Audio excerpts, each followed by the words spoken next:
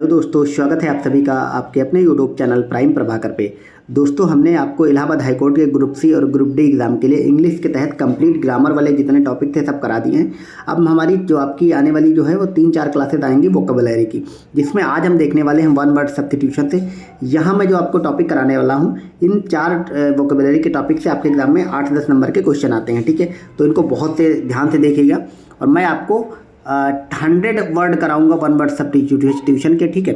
100 word कराऊंगा antonym और सिनोनियम के, और 100 वर्ड कराऊंगा आपको इडियम और फ्रेजेज के, ठीक है, अलग अलग वीडियोस के माध्यम से। आपको ये 100 रट लेनी है एडिट, और आपको इसकी पीडीएफ चाहिए तो आप मेरे टेलीग्राम पे जाएं, वहाँ पे पीडीएफ डाल दूंगा। वहाँ से आप लोग वीडियो देखने के बाद बार बार रिवाइज करें, ठीक है। तो ये मैं आपको बता दूँ, आपको बहुत ज़्यादा 2000, 3000, 1000, 2000 नहीं करनी है, क्योंकि आपके एग्जाम में नॉर्मल क्वेश्चन आते हैं, ठीक है। जहाँ से आते हैं मैंने वहाँ से चुन चुन के क्वेश्चन निकाले हैं। शानदार आपकी पीडीएफ है, ठीक है, और यहीं से आपके एग्जाम में क्वेश्चन देखने को मिल जाएगा। आपको कोई बैंक वाली वन वर्ड सब्स्टिट्यूशन इंग्लिश नहीं पढ़नी, ना ही सीजल वाली पढ़नी, क्योंकि उस लेवल की आपके एग्जाम में आती नहीं। जिस लेवल की आती है उस लेवल की मैंने आपको ऑलरेडी ले रखी है, ठीक है। और इसमें मैंने जैसे लिखा है गवर्नमेंट रूल, यानी कि गवर्नमेंट या फिर रूल से रिलेटेड जो शब्दावलियाँ होती हैं वन वर्ड सब्स्टिट्यूशन, वो उठाइए। फिर इसी तरह हमने अलग फिलोसॉफिकल जो होती है उनको उठाइए। आप देख पा रहे हैं शानदार पीडीएफ है, दूर दूर लिखा गया है ताकि आप लोग इसको अच्छे से समझ पाएँ, ठीक है। और यहाँ पे हिंदी नहीं लिखी गई, इसलिए नहीं लिखी गई जानबूझ के। हिंदी में मैं आपको इसको इंग्लिश में पढ़ूंगा, हिंदी में मतलब भी मैं आपको बताऊंगा, ठीक है। और इंग्लिश इसलिए नहीं लिखा है क्योंकि आप क्या है, कई बार जैसे हिंदी को इंग्लिश को हिंदी में देखेंगे तो आपको माइंडसेट उसको समझने का हिंदी वाला बनता जाता है, और फिर यही गलती आपके एग्जाम में हो जाती है। क्योंकि कई बार जब हम चीज़ें बार बार देखते हैं, पढ़ते हैं, सुनते हैं, थोड़ी सी मैं बात बता दूं आपको, तो हमारे दिमाग में क्या है, उसकी विजुअल मेमोरी क्रिएट होती है। जैसे हमने ये 3-4 देखे तो दिमाग में इनकी एक तरह से छवि बनेगी, और वो यहाँ पे छवि हिंदी में लिखा रहेगा तो उसमें बन जाएगी। फिर मेन एग्जाम में एक प्रॉब्लम क्या होती है कि वहाँ पे हिंदी का एक भी वर्ड नहीं मिलेगा, वहाँ पे इंग्लिश में अरिस्टोक्रेसी लिखा होगा तो सिर्फ उसमें इंग्लिश के ही 4 ऑप्शन रहेंगे, हिंदी में कुछ भी नहीं लिखा होगा। और आप चूंकि हिंदी में देखेंगे, विजुअल मेमोरी आपकी हिंदी में क्रिएट होगी, तो वहाँ पे होती है प्रॉब्लम। तो इसीलिए मैंने इंग्लिश में लिखा है, बाकी मैं समझाऊंगा अच्छे से हिंदी में एक एक चीज़ का मतलब। तो इतनी बातों के बाद आप लोग टेलीग्राम ज्वाइन कर लें, और ये टॉप 100 में कराऊंगा एंटोनियम, सिनोनियम, इडियम, फ्रेज, और टॉप 100 मतलब टॉप 100 सारे टॉपिक के, ठीक है। और उसके अलावा कुछ 10-20 और वर्ड इंपॉर्टेंट रहेंगे, तो आप टेलीग्राम ज्वाइन कर लें। मैं आने वाले मतलब 30 से मैं आपको एग्जाम से 4-5 दिन पहले ही हर चीज़ का रिवीजन करा के अलग कर मतलब फिट तैयार कर दूंगा। और उसके साथ ही आपको मैं प्रैक्टिस सेट जब कराऊंगा अलग अलग सब्जेक्ट वाइज, मतलब प्रॉब्लम तैयारी से, मतलब टेस्ट से टाइप से, तो उसमें भी जो वर्ड आएंगे उनको भी मैं बताते हुए चलूँगा, ठीक है। तो चलिए अब वीडियो की शुरुआत करते हैं। इसमें जो हमारा पहला वर्ड है वो है अरिस्टोक्रेसी। अरिस्टोक्रेसी हम सबने बार बार सुना होगा, गवर्नमेंट बाय द नोबिलिटी इसका मतलब होता है, ठीक है। अरिस्टोक्रेसी हो, ठीक है, एनार्की हो, डेमोक्रेसी हो, ऑटोक्रेसी हो, ब्यूरोक्रेसी हो, ये सब कहीं ना कहीं गवर्नमेंट के फॉर्म होते हैं। दुनिया में हर जगह पे अलग अलग तरह की चलती है, क्या मतलब व्यवस्था चलती है। अरिस्टोक्रेसी का सिंपल मतलब होता है जब जो शाही वर्ग के लोग हैं वो लोग जब शासन को चलाते हैं उसको कहते हैं अरिस्टोक्रेसी, ठीक है। जहाँ पे एक व्यक्ति ना हो, शाही वर्ग के कई सारे लोग हों, ठीक है। शाही वर्ग आप सब समझते हैं, आप सबने एक नाम सुना होगा, सब संभ्रांत वर्ग के लोग, ठीक है। अकबर के टाइम पे आपने सुना होगा कि मनसबदार लोग थे, तो वो सब क्या था, वो सब एक तरह से नोबिलिटी गवर्नमेंट थी, ठीक है। यानी कि अरिस्टोक्रेसी होती थी। जब शाही वर्ग यानी कि एक निम्न वर्ग होता है, गरीब लोग जिसमें होते हैं, मजदूर आते हैं, उन सबको छोड़ के जो एक ज़्यादा पैसे वाला अमीर लोग जो होते हैं, ठीक है, वो सब जब कोई शासन चलाते हैं तो उसको कहते हैं अरिस्टोक्रेसी। तो गवर्नमेंट बाय द नोबिलिटी क्या होता है, अरिस्टोक्रेसी। अगला हमारा वर्ड है एनार्की। एनार्की का मतलब होता है एब्सेंस ऑफ ए गवर्नमेंट और लॉ। तो जहाँ पे भी गवर्नमेंट कोई भी नहीं होती है और लॉ भी नहीं होता है, ठीक है, तो वो जो होता है वो कहता है एनार्की। इसी को हिंदी में हम कहते हैं अराजकतावाद। आप लोग जीएस में अगर आप पढ़े होंगे तो आपको पता है जो गांधी जी थे वो इसी एनार्की के समर्थक थे, यानी कि अराजकतावाद के समर्थक थे। गांधी का कहना था कि जो गवर्नमेंट है या एक जो राष्ट्र है या जो देश है वो हमेशा एनार्की में फॉलो कराते। हालांकि गांधी को आप लोग गलत मत समझे, आप लोग अगर, मैं थोड़ी सी आपको जीएस समझाता हूँ। गांधी का जो एनार्की था यानी कि जो अराजकतावाद था, वो हम लोग अभी अराजकतावाद कैसे अराजकता समझ लेते हैं ये वाली, कि समाज में दंगा व्याप्त हो गए, लोग लड़ रहे हैं, एक दूसरे को मार काट मचा रहे हैं, ये सब अराजकता नहीं। गांधी का जो अनार्किज्म था, जो अराजकतावाद था, वो इससे रिलेटेड नहीं थी। वो किससे रिलेटेड थी, उनका कहना था कि एक समाज, उन्होंने चूँकि आपको पता है राम राज्य की अवधारणा दी थी, और राम राज्य के बारे में क्या कहा जाता है कि शेर और बकरी एक घाट पे पानी पीते थे। यानी कि इतना अच्छा माहौल था, एक ऐसा समाज, एक ऐसा देश जिसमें इतना अच्छा माहौल रहे कि जहाँ पे शेर और बकरी एक घाट पे पानी पिए, यानी कोई किसी को नुकसान पहुँचाए ही ना। तो जब इस कदर अच्छा समाज बन जाएगा, राम राज्य आ जाएगा, तो वहाँ पे गवर्नमेंट की ज़रूरत ही नहीं पड़ेगी। क्योंकि गवर्नमेंट किस लिए होती है, एक तरह से आपको कंट्रोल तो नहीं बोलेंगे, डेमोक्रेसी में गवर्नमेंट होती है रेगुलेशन के लिए, ठीक है। तो रेगुलेशन करने के लिए गवर्नमेंट होती है, पुलिस होती है। तो जब इतना अच्छा समाज रहेगा तो किसी रेगुलेशन की ज़रूरत नहीं रहेगी। समाज जो है स्वतः आपूर्ति, स्वतः जो है अपने अच्छे गुणों के आधार पर चलेगा। तो गांधी का जो एनार्किज्म था वो वाला था अराजकतावाद, ठीक है। बाकी इसका सिंपल सा मतलब जो आएगा वो ये रहेगा, एब्सेंस ऑफ गवर्नमेंट और लॉ, यानी कि गवर्नमेंट या फिर कानून की जो कमी है वही एनार्की होती है या फिर अराजकता होती है। मैं आपको ज़्यादा बोर तो नहीं कर रहा हूँ, मतलब चीज़ें थोड़ा फिलोसॉफिकल जीएस वगैरह समझाया दे रहा हूँ, ठीक है। ऑटोक्रेसी क्या होती है, government by one person with absolute power. तो ऑटोक्रेसी आप सबने पता हो, इसी को कहते हैं तानाशाही। तानाशाही मतलब हिंदी में कहते हैं। तो जब गवर्नमेंट जो है वो वन पर्सन यानी कि एक व्यक्ति के द्वारा चलाई जाए और उसको पास एब्सोल्यूट पावर हो, मतलब इतनी पावर हो वो कुछ भी करे। एग्जाम्पल के लिए आपको पता है, जैसे जो नॉर्थ कोरिया के किम जोंग उन है, वहाँ पे क्या है, ऑटोक्रेसी है, ठीक है। ये आप याद रखेंगे। ब्यूरोक्रेसी क्या होती है, आपको पता है, जो गवर्नमेंट बाय ऑफिशियल्स और डिपार्टमेंट्स। तो जब गवर्नमेंट जो है वो सरकारी अधिकारी चलाते हैं। आप सबने सुना होगा कि योगी जी के गवर्नमेंट में सब कहते हैं कि ब्यूरोक्रेसी बढ़ गई है, यानी कि यहाँ पे विधायक सांसद नेताओं की कम चलती है, अधिकारियों की ज़्यादा चलती है, ठीक है। तो उसी को कहा जाता है ब्यूरोक्रेसी वाली गवर्नमेंट, ठीक है, जब ऑफिशियल लोग गवर्नमेंट चलाएं। मैं ये सब चीज़ें इसलिए समझाया दे रहा हूँ कि एग्जाम्पल दे के, ताकि आपके एग्जाम में जब क्वेश्चन आए तो मतलब आप इसको आपको मेरी बातें याद आए, वहाँ से आप अच्छे से पहचान पाएँ, ठीक है। क्योंकि ये सब चीज़ें मैं सिंपल पढ़ाते चला जाऊँगा तो वीडियो तो छोटी बनेगी, लेकिन आप भूल जाएंगे, ठीक है। तो जब आप रिवाइज भी करेंगे इस पीडीएफ से, टेलीग्राम से डाउनलोड करके, ठीक है, टेलीग्राम पे मैं डाल दूंगा अपना इस पीडीएफ की लिंक। तो वहाँ से भी जब आप इसको रिवाइज करेंगे तो आपको मेरी बातें घूमेंगी कि किसके बारे में मैंने क्या बताया, ठीक है। बाकी डेमोक्रेसी तो आपको पता ही है, हम सब उसी में रहते हैं, गवर्नमेंट बाय द पीपल। और अब्राहम लिंकन ने डेमोक्रेसी की कौन सी परिभाषा दी, the government is by the people, for the people, of the people, ठीक है। तो वही बात इसमें लिखी, बाय द पीपल वाली जो गवर्नमेंट है वो डेमोक्रेसी। फिर एक होता है monarchy, government by a king और क्वीन। तो जैसे इंग्लैंड में अभी भी है, भले वो नाम मात्र की कार्यपालिका हो, आपको पता है राजा रानी जो होते हैं इससे पहले जो थी, तो जब गवर्नमेंट जो है वो राजा या रानी के द्वारा संचालित होती है तो उसको मोनार्की कहते हैं। इसका एग्जाम्पल क्या है, ब्रिटेन, ठीक है। अगला है आखिरा ओलिगार्की। तो ओलिगार्की ये वर्ड आपके एग्जाम में आएगा, आप कंफ्यूज हो जाएंगे, इसको आप याद रखेंगे, government by A small group. तो एक बहुत छोटा सा ग्रुप बना होता है, उसमें 5-6 लोग मिलके अगर गवर्नमेंट चलाते हैं तो वो ओलिगार्की कहलाती है, आप याद रखेंगे, ठीक है। फिर एक आता है plutocracy, government by the wealthy. इसका मतलब होता है जब देश के अमीर लोग, जैसे अभी मान के चलो, आप एग्जाम्पल से समझो, अच्छे से समझ में आएगा, अडानी और अंबानी 2 जने मिलके पूरा भारत चलाएं तो वो हो जाएगी प्लूटोक्रेसी, ठीक है। एक आता है theocracy, government by religious leader. तो जैसे ईरान की गवर्नमेंट है, तो ईरान में जो आपने सुना होगा नाम, हयातुल्ला जो खुमैनी है, उनकी सत्ता चलती है, ठीक है, वही मैन है, उनको सुप्रीम लीडर कहा जाता है और वो धार्मिक लीडर हैं, याद रखिएगा आप लोग, ठीक है। तो गवर्नमेंट जब रिलीजियस लीडर के द्वारा चलाई जाती है तो वो थियोक्रेसी होता है। एक मैं आपको ट्रिक बता दूँ थोड़ी सी, कहीं पे भी, मतलब सिर्फ यही नहीं, आपको थियो वर्ड लिखा मिल जाए, स्पेलिंग रहेगी THEO, वो हमेशा धर्म से रिलेटेड होता है, आप याद रखेंगे। सिर्फ इसी में बात नहीं, थियो के साथ कुछ भी लगा रहे वो हमेशा धर्म से रिलेटेड रहेगा, आप याद रखेंगे, ठीक है। अगला है मेरिटोक्रेसी। तो आप सबने सुना होगा मेरिटोक्रेसी की बात बहुत लोग करते हैं, खासकर जो आपने ये मोटिवेशनल गुरु वगैरह सुने होंगे, ठीक है। गवर्नमेंट बाय स्किल्ड और टैलेंटेड इंडिविजुअल्स। तो जब गवर्नमेंट जो है वो स्किल्ड के आधार पर, टैलेंटेड लोगों के आधार पर चलती है तो उसको मेरिटोक्रेसी कहते हैं, ठीक है। मोटिवेशनल स्पीकर इसका खूब राग लगाते हैं, और खासकर जो लोग आरक्षण का विरोध करते हैं वो भी कहते हैं नहीं सब कुछ मेरिट के आधार पर होना चाहिए, गुण देखा जाना चाहिए, क्यों आरक्षण मिलता है। तो वो टाइप की जो गवर्नमेंट होती है वो मेरिटोक्रेसी कहलाती है। तो मैंने गवर्नमेंट रूल या शासन से रिलेटेड 10 टर्म आपको समझाया, क्या, meritocracy, theocracy, plutocracy, oligarchy, monarchy, democracy, bureaucracy, autocracy, anarchy और अरिस्टोक्रेसी, ठीक है। अब ये 10 के 10 इतना इंपॉर्टेंट है, आपके एग्जाम में एक सवाल इन्हीं 10 में से मिलेगा। आप इसको बार बार रटिए, पीडीएफ डाउनलोड करके इसको देखते रहिए, दिन भर में एक बार जरूर देख डालिए, यहाँ से ज़रूर एक सवाल मिलेगा, ठीक है। अब हम अगले चलते हैं और अगला देखते हैं पर्सन, यानी कि पर्सन से रिलेटेड जो वन वर्ड सब्स्टिट्यूशन बन सकते हैं। आप लोग कमेंट करके बताइए, मैं जैसे थोड़ा जीएस से और सामाजिक मुद्दों से रोज जोड़ करके जो आपको ये समझा रहा हूँ चीज़ें, वो क्या आपको हेल्प कर रही है, मतलब आपको ठीक लग रहा है, नहीं लग रहा है, जैसा भी आप लोग बताएं, ठीक है। क्योंकि आप कमेंट करेंगे तो मतलब मुझे ठीक लगेगा अच्छे से इसको समझाते हुए, ठीक है। तो अगला जो हमारा वर्ड है पर्सन से रिलेटेड वो है एग्नोस्टिक, ठीक है। एग्नोस्टिक से पहले एक वर्ड आप समझिए, थीस्ट, एक होता है एथीस्ट, ठीक है। तो थीस्ट मतलब होता है आस्तिक, एथीस्ट होता है नास्तिक। तो हम लोग जो हिंदी में या नॉर्मल जो फिलॉसफी से अगर हट जाएं, ठीक है, तो नास्तिक और आस्तिक का सिंपल मतलब क्या समझा जाता है। देखो, थीस्ट भी कभी कभी पूछ लिया जाता है, तो थीस्ट का सिंपल सा मतलब क्या होता है, यहाँ पे आई होगा फिर ये होगा, ठीक है। थीस्ट का मतलब होता है आस्तिक, आस्तिक का मतलब होता है जो भगवान में विश्वास करता है। एथीस्ट अगर लग जाएगा ए पहले तो नास्तिक हो जाएगा, नास्तिक मतलब जो भगवान में विश्वास नहीं करता।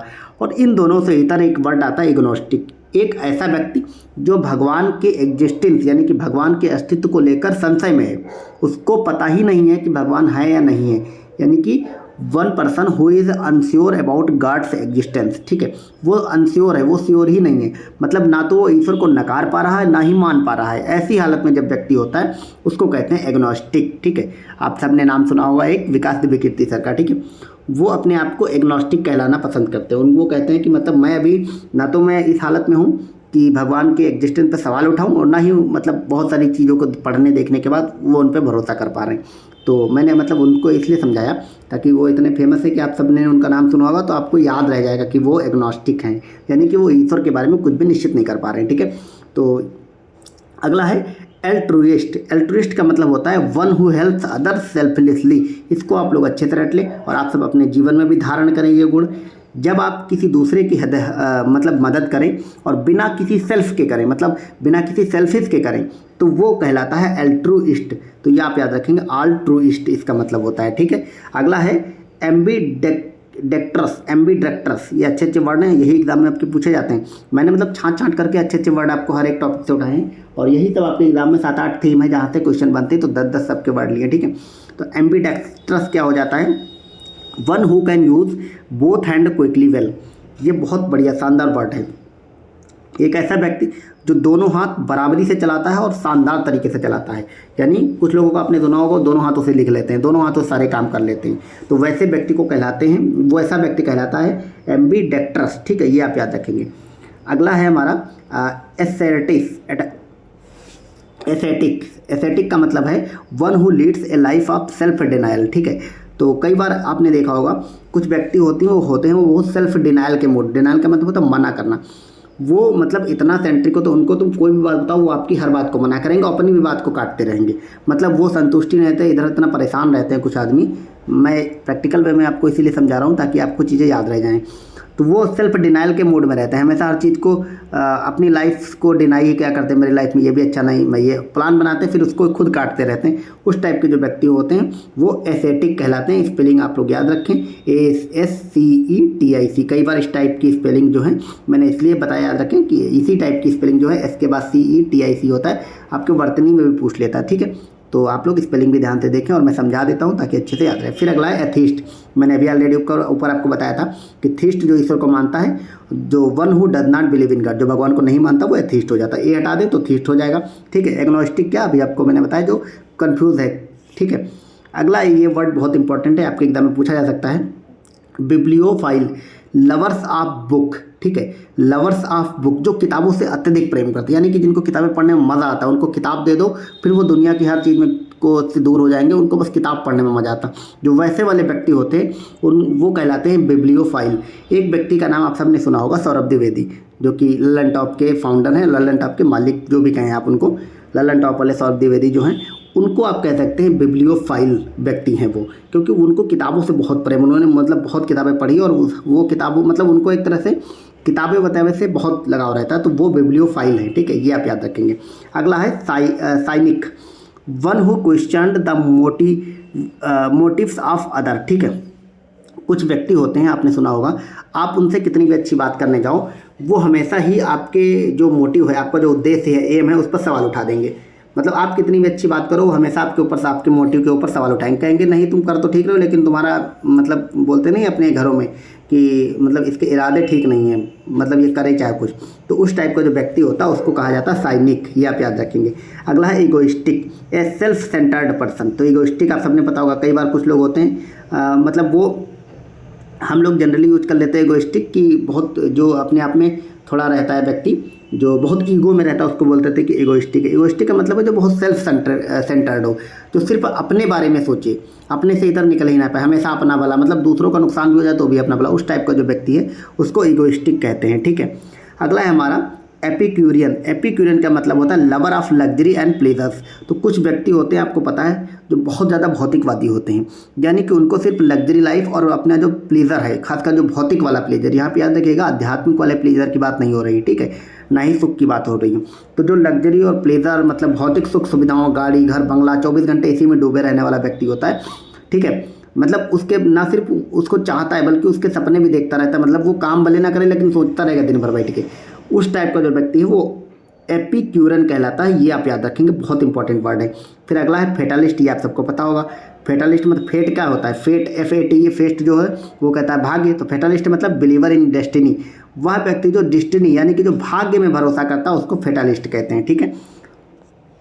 अगला हम चलते हैं प्लेसेस के बारे में देखते हैं। तो ये हमारे पर्सन वाले हो गए और रूल्स गवर्नमेंट वगैरह हो गए। अब हम प्लेस के बारे में देखते हैं, ठीक है। अगला हमारा जो वर्ड है वो है एबाटोर। ये मतलब होता है a place where animals are slaughtered, मतलब जहाँ पे जानवर काटे जाते हैं। वो जो आपने वीडियोस वगैरह देखे हो कई बार, बहुत मतलब दुखदाई लगते हैं देखने में। तो जहाँ पे जानवर वगैरह जो काट दिए जाते हैं उसको एबाटोर कहते हैं, ये आप याद रखेंगे। एसाइलम क्या होता है, आप सबने सुना होगा, कई बार एसाइलम मांगा जाता है दूसरे देशों में। Shelter for the homeless are mentally ill, तो एसाइलम आपने वो सब भी सुना होगा जो मेंटली इल लोग होते हैं, ठीक है। तो यहाँ पे अच्छा आर लगा है, तो याद रखिएगा मेंटली इल लोगों को भी एसाइलम कहा जाता है। और शेल्टर फॉर होमलेस, तो जिनका अपना घर नहीं रह जाता, दूसरों से जो शरण मांगते हैं, तो उस जो शरण मांगने वाली चीज़ होती है उसको एसाइलम कहते हैं। एग्जाम्पल मैं समझाता हूँ, आप याद कर पाएंगे। जैसे अभी जो शेख हसीना बांग्लादेश से भगाई गई, या मतलब उनको वहाँ से भागना पड़ा, तो शेख हसीना जी भारत में रह रही हैं, तो भारत ने उनको एसाइलम दिया हुआ है, इसको कहते हैं। फिर अगला है आर्काइव। आप सबने सुना होगा, बहुत सारे जो रिकॉर्ड्स हैं, पुरानी पुरानी मूवीज़ हैं, ब्लैक एंड वाइट वाली, पुराने पुराने जो भाषण नेताओं के, उनको आर्काइव में रखा जाता है। आर्काइव मतलब वो पुरानी पुरानी है, सिक्योर रिकॉर्ड के रूप में रखी जाती है। A place where records are stored, मैंने बताया ना, पुरानी पुरानी जो रिकॉर्ड्स जो हैं जहाँ पे स्टोर किए जाते हैं उसको आर्काइव कहते हैं। अगला है एक्वेरियम। तो मैंने अभी आपको क्या बताया था एक चीज़, कि जहाँ पे भी क्या रहे, भूल गया हूँ, एक्वा है, मतलब एक्वा तो नहीं बताया था, क्या बताया था ऊपर, देखता हूँ एक सेकंड। क्या बताया था मैंने आपको, थियो। अच्छा हाँ, एक वर्ड मैंने आपको बताया थियो। तो जहाँ पे भी थियो रहे, थियो जो है वो हमेशा धर्म को रिलेट करता, धार्मिक को रिलेट करता।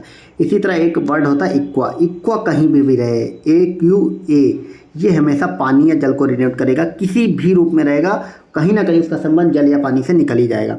तो वर्ड है एक्वारियम। एक्वारियम सिंपल होता है a place where aquatic animal are kept, तो एक ऐसी जगह जहाँ पे पानी वाले जानवर रखे जाते हैं वो क्या कहलाते हैं, एक्वारियम कहलाते हैं, ठीक है। तो ये इंपॉर्टेंट होता है।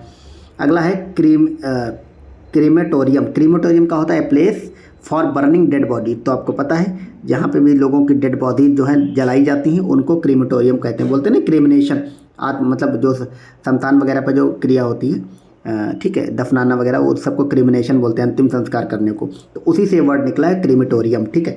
फिर अगला वर्ड है डॉर्मिटरी। डॉर्मिटरी का मतलब होता है प्लेस फॉर लॉगिंग स्टूडेंट्स और वर्कर्स, ठीक है।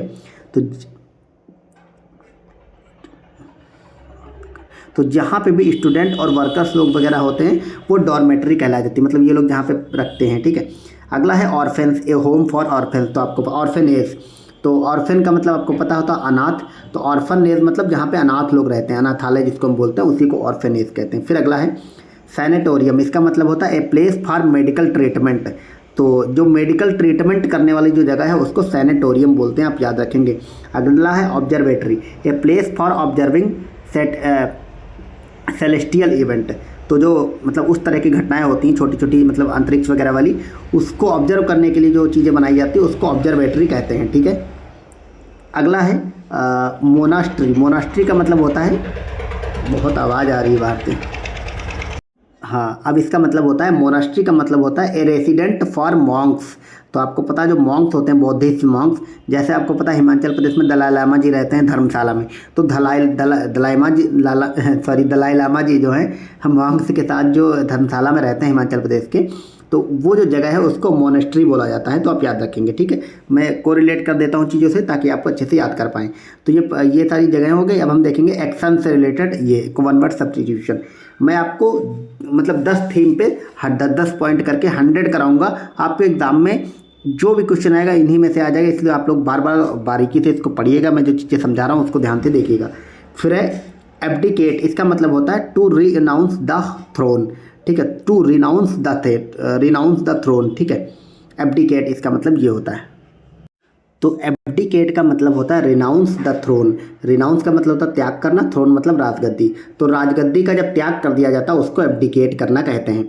जैसे राम जी को जब वनवास मिला तो राम जी ने अपनी तरफ से भी मतलब एब्डिकेट कर दिया था, भरत को राज्य दे दिया था, त्याग कर दिया था, तो उसको टू रिनाउंस द थ्रोन कहते हैं। ठीक है, ये आप याद रखेंगे। एम्प्यूटेट, इसको आप लोग, मैं जो हिंदी में अर्थ बताता हूँ ये भी याद रखे करिएगा, क्योंकि आपके एग्जाम में कई बार इसके मतलब वर्तनीय और वो सब पूछ लिया जाता, तो मतलब आपको पता होना चाहिए। क्योंकि आपको जैसे दे देगा एंटोनियम सिनोनियम में, तो रिनाउंस का दे देगा तो आप कैसे, रिनाउंस का मतलब त्यागना होता है। ठीक है, तो आप याद रखेंगे रिनाउंस का मतलब त्यागना, थ्रोन का मतलब राजगद्दी। ठीक है, एब्डिकेट का मतलब जो राजगद्दी को त्याग दे। फिर अगला है एम्पुटेट, इसका मतलब होता है to cut off a limb surgically. ठीक है, तो लिम्ब की जब सर्जरी करके उसको काटा जाता है तो उसको एम्पुटेट कहते हैं, आप याद रखेंगे। अगला है एम्बेजले, इसका मतलब होता है मिस एप्रोप्रिएट फंड्स, तो जो गलत तरीके से फंड इकट्ठा किया जाता है उसको एम्बेजले कहते हैं। ये सब बहुत इंपॉर्टेंट वर्ड हैं। एम्बेजले वगैरह दे देगा तो बहुत सारे लोग कर ही नहीं पाएंगे, समझ ही नहीं पाएंगे। तो जो मिस एप्रोप्रिएट फंड होता है, मिस एप्रोप्रिएट मतलब जो गलत तरीके से फंड वगैरह इकट्ठा करते हैं। ठीक है, अगला है एक्सोनरेट, इसका मतलब होता है टू फ्री फ्रॉम ब्लेम, तो आप हर तरह के ब्लेम से यानी कि दोषारोपण से मुक्त अगर हैं तो आपको कहा जाएगा एक्सोनरेट। फिर अगला है फैसिलिटेट, टू मेक्स ईजी, तो आपको पता ही हम कहते हैं ना कि फैसिलिटी कैसी है, उसी से निकला वो फैसिलिटेट। तो जब कोई चीज़ बहुत आसान बना दी जाए तो उसको फैसिलिटेट कहते हैं। ठीक है, अगला है फैब्रिकेट, फैब्रिकेट मतलब टू क्रिएट फॉल्स एविडेंस, तो जब झूठे गवाह जब इकट्ठा कर लिए जाएं या झूठे एविडेंस आपके खिलाफ इकट्ठा किए जाएं, बनाए जाएं, उसको फैब्रिकेट कहते हैं। ठीक, ये आप याद रखेंगे। यहाँ पे फैब्रिकेट को आप फाइबर या कपड़ा वगैरह से मत रिलेट कर लेना, ऑप्शन में दे देगा कंफ्यूज करने के लिए। तो जो फॉल्स एविडेंस ढूंढे जाते हैं उनको फैब्रिकेट कहते हैं। मैं बहुत ही मतलब प्रैक्टिकल वे में आपको ये चीज़ें पढ़ा रहा हूँ ताकि आपको याद हो जाएँ। आप लोग कमेंट करके ज़रूर बताइए कि मेरा ये पढ़ाना या समझाना कैसा लग रहा है, क्योंकि आप बताएंगे तभी मैं अगले वीडियोज़ में एंटोनियम सिनोनिम भी ऐसे ही कराते हुए चलूँगा। ठीक है, अगला है इम्पर्सोनेट, इसका मतलब होता है pretend to be someone else, तो किसी दूसरे की जो रक्षा करना होता है उसको इम्पर्सोनेट कहते हैं। ठीक है, प्रिटेंड का मतलब रक्षा करना। ठीक है, अगला है प्रोक्रेस्टिनेट, इसका मतलब होता है टू डिले अननेसेसरीली, तो अनावश्यक रूप से जब आप देरी करते हैं तो उसको कहा जाता है प्रोक्रेस्टिनेट। एक इसको मतलब चलता हुआ भाषा में कहते नहीं, टाल मटोल। जैसे कुछ लोग होते हैं जो आप लोग ही में से बहुत लोग होंगे, आप लोग कमेंट करके बताइए आप लोग प्रोक्रेस्टिनेटिव हैं या नहीं है। जैसे आप लोग खूब प्लान बनाते होंगे, आज से पढ़ेंगे, आज तो इतना टारगेट ले लेंगे, वो कर लेंगे, फिर जब पढ़ने की बारी आएगा तो आप टाल मटोल करेंगे, कभी मोबाइल चलाएंगे, कुछ और करेंगे। मतलब पढ़ाई छोड़ के पढ़ाई से रिलेटेड आप सारी तैयारी कर डालेंगे, सब कुछ कर डालेंगे, सिवाय पढ़ाई नहीं करेंगे। तो वो जो टाल मटोली करते हैं उसी को प्रोक्रेस्टिनेट कहते हैं। ठीक है, अब आप लोग को ये वर्ड नहीं भूलेगा प्रोक्रेस्टिनेट, क्योंकि ये आपकी पढ़ाई और उसकी टाल मटोली से रिलेटेड मैंने बना दिया है। ठीक है, अगला है रिड्यूरेक्ट, इसका मतलब होता है to bring back to life, तो to bring back to life, तो अपने जीवन में पुनः लाना। ये जो है ये री आपको पता ही है क्या होता है। री का मतलब पुनः होता है, जहाँ पे भी री लग जाए वो पुनः होता है। रियूजेक्ट का मतलब होता है ब्रिंग बैक। ठीक है, बैक, और ब्रिंग बैक मतलब रियूजेक्ट, इसका मतलब होता है आपको पता है आपकी एक्स चली जाए। ठीक है, ऐसे जोड़ता हूँ तो अच्छे से याद होगा, आपके जीवन में वो पुनः आए। ठीक है, अब आपको अपनाना नहीं अपनाना बात की बात है, लेकिन आप सब कहीं ना कहीं एक्स के पीछे भागते हैं। तो जो एक्स के पीछे भागना होता है, क्यों, क्योंकि आपको वो चाहिए, तो वो जो एक्स के पीछे भागना है, ब्रिंग बैक अपनी लाइफ में उसको लाना है, उसी को कहा जाता है रिज्यूरेक्ट। ठीक है, उसको ये कहते हैं, आप याद रखेंगे। अब ये भी आपको नहीं भूलेगा, ये चीज़ें ऐसी होती हैं आप जल्दी से याद कर पाते हैं। अगला है वेंडलाइज, इसका मतलब होता है टू डोमेज पब्लिक प्रॉपर्टी, तो जो पब्लिक प्रॉपर्टी जो डोमेज कर दी जाती, मतलब उसका क्षति कर दी जाती, उसको कह देते हैं वेंडलाइज। तो आपको पता होगा योगी जो बुलडोज़र चलवाते घूम रहे हैं, अभी तो सुप्रीम कोर्ट ने उस पर रोक लगा दिया है, तो जो बुलडोज़र जस्टिस है उसी को आप जोड़ सकते हैं वेंडलाइज। उसमें क्या होता है, तो जो पब्लिक प्रॉपर्टी नहीं, पब्लिक ये गलत हो गया, थोड़ा एग्जाम्पल गलत हो गया। पब्लिक प्रॉपर्टी डोमेज करना, यानी जैसे आपकी जो ट्रेन है, सरकारी कार्यालय हैं, सरकारी स्कूल हैं, जो आप सब ने एग्जाम देखे होंगे किसी भी सरकारी कार्यालय स्कूल वगैरह में, कोने कोने में सब पान वान खा के पुड़िया मतलब नशा वगैरह करके थूक देते, कोने को बिल्कुल अमूर्त कलाओं से मुक्त मतलब युक्त कर देते हैं, लाल लाल। तो वो जो चीज़ें हैं आप क्या पब्लिक प्रॉपर्टी को डैमेज कर रहे हैं, ट्रेन को नुकसान कर रहे हैं, ट्रेन में कभी ये तोड़ रहे हैं, फोड़ रहे हैं, तो पब्लिक प्रॉपर्टी को जब आप नुकसान करते हैं तो उसको वेंडलाइज कहते हैं। ठीक है, तो ये आप याद रखेंगे, वेंडलाइज वो होता है। पहला वाला एग्जाम्पल थोड़ा गलत हो गया था। अब हम फिलॉसफी की और बिलीफ से रिलेटेड 10 देखते हैं, क्या, वन वर्ड सब्स्टिट्यूशन। ठीक है, तो इसमें जो हमारा पहला वर्ड है वो है इगालिटेरियन, ये कहते हैं बिलीवर इन इक्वालिटी, तो याद रखिएगा वह व्यक्ति जो समानता में भरोसा करता है, ठीक है। जैसे समाजवाद की जो विचारधारा है तो समानता में भरोसा करती है, वो कहलाती है इगालिटेरियन। तो इगालिटेरियन क्या होती है? जो लोग समानता में भरोसा करते हैं। एक होता है hedonist, believer in pleasure as a highest good. तो कुछ लोग होते हैं वो जो हैं जो प्लीजर है, जो सुख है, ठीक है, उसको दुनिया के हाईएस्ट गुड यानी कि दुनिया की सबसे अच्छी अच्छाई के रूप में कंसीडर करते हैं। वो लोग जो होते हैं वो हेडोनिस्ट कहलाते हैं, ठीक है। उनको हेडेवर बोलते हैं, ठीक है। जो सुखवादी विचारक हुए हैं फिलॉसफी में उनको हेडोनिस्ट बोलते हैं, ठीक है। अब मैं सुखवादी फिलॉसफर्स के नाम नहीं बताऊंगा आपको, क्योंकि उससे आपको लेना देना नहीं है, ठीक है। बाकी आप पूछना चाहें तो मैं बता दूंगा आपका। जो JS मिल वगैरह जो हैं ये सब यही सब होते हैं। फिर अगला है निहिलिस्ट। निहिलिस्ट कौन होता है? Believer in nothing, reject all values. तो याद रखिएगा कुछ व्यक्ति ऐसे भी होते हैं, जैसे कि आपके दर्शन में एक व्यक्ति हुआ चारवाक, ये इंडियन दर्शन में मतलब इंडियन फिलॉसफी में। वेस्टर्न फिलॉसफी में एक व्यक्ति हुआ नीत्शे। इन्होंने दुनिया में हर चीज़ को नकार दिया, बिलीवर इन नथिंग, कुछ भी माना कि हर चीज़ झूठ है। रिजेक्ट ऑल वैल्यूज, तो जितने भी गुण हैं, वैल्यूज़ हैं, मूल्य हैं, नैतिक शिक्षाएं हैं, उन सबको इन्होंने रिजेक्ट कर दिया। तो ये लोग जो है वो निहिलिस्ट कहलाते हैं, ठीक है। अगला है पेसिमिस्ट। पेसिमिस्ट क्या होते हैं? Expect the words to happen. तो वह व्यक्ति अपने लोग बोलते हैं ना कि always prepare for best and ready for worst, होते नहीं कुछ लोग, तो मतलब कहते हैं कि आप तैयारी हमेशा बेस्ट की करो लेकिन तैयार हमेशा सबसे बुरे के लिए रहो। तो वो हमेशा उनके जीवन में सबसे बुरा होने वाला, वर्स्ट होने वाला है, ऐसा सोच के चलते हैं। तो वो लोग पेसिमिस्ट कहलाते हैं, आप याद रखेंगे, ठीक है।